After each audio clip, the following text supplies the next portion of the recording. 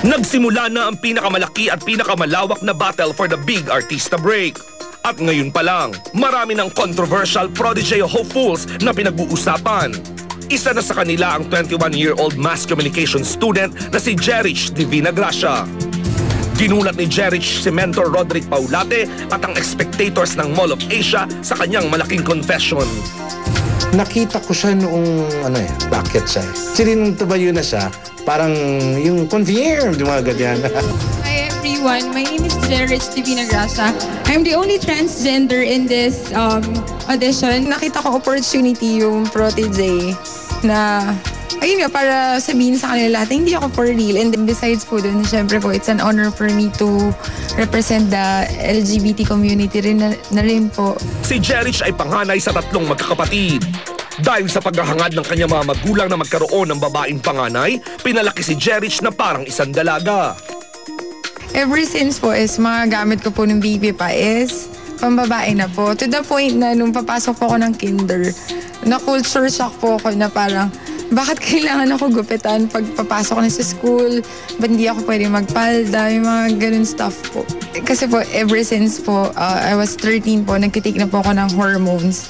Hormonal therapy po para yung katawan po, yung voice, yung para po yung male hormones ko po napapalitan ng female po. After high school po, I had my surgery po in Bangkok po. After graduation ng high school. Noong 2009 po. Kasi po grade 6 po ako, namatay na yung dad ko. So, yung mom ko po yung nag-support nun na yung surgery po after high school. Opo, siya po yung gumastos lahat po. Bukod sa kanyang sexual orientation, pinag-uusapan din si Jerich ngayon dahil sa kanyang malaking pasabog patungkol sa kanyang love life during the Manila auditions. May 3 po ako naging boyfriend na medyo brusco. Isang PBA player po, tsaka isang castaway po, tsaka isang taga-starstruck. Medyo nashock ako ng konti kasi nabanggit niya, yun nga yung mga nakarelasyon niya.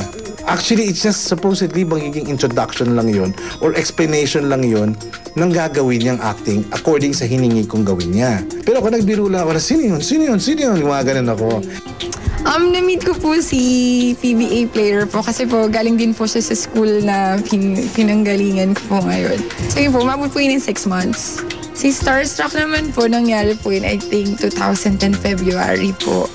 And then, so common friends ko po na na-meet si Starstruck. And then, ayun, nag-last po siya ng 3 months. Si Castaway po, ayun po. Recently lang siya kasi parang hindi maganda yung breakup namin kasi hindi ko alam na may girlfriend pala siya noon.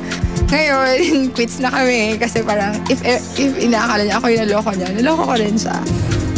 Nakapasa ba si Jerich sa mataas na expectations ni mentor Roderick? Abangan sa nalalapit na launch ng Prodigy. Samantala, sa umiigting na tapatan ng 5 showbiz icons na tatayong mentors this season, threatened ba si Roderick sa mga makakabangga niya? I think the word threatened, hindi yung threatened eh. Nagiging fun kasi nai-involve kami tapos parang nangyayari, kahit hindi ba namin gustuhin, parang may involve kami at parang kami naglalabad-laban din kasi yung mga protege namin ang gusto naming manalo. Pero it's going to be a very healthy competition. Susunod na, 2012 FHM Sexiest Pinay, Sam Pinto, live na live! Tutukan ang iba pang Pilipinas na kabilang sa top 15 most controversial Pinays. Jackie Rice, pinagsesilosan daw ni Carla sa kanyang kissing scene with Jeff Eigenman, kaya si Jackie willing sumalang sa Don't Lie to Me. Live, Sara Labati, nagsalita na sa iniintrigang sweet photos nila ni Richard Gutierrez. Aramina, dinedate ang ex-boyfriend ni Aiko na si Patrick Meneses. Casey Montero, umamin sa tunay na nararamdaman kay Rian Ramos. This is not just a regular relationship. Rian, nag-react. Parang wala naman din dahilan para para magtago.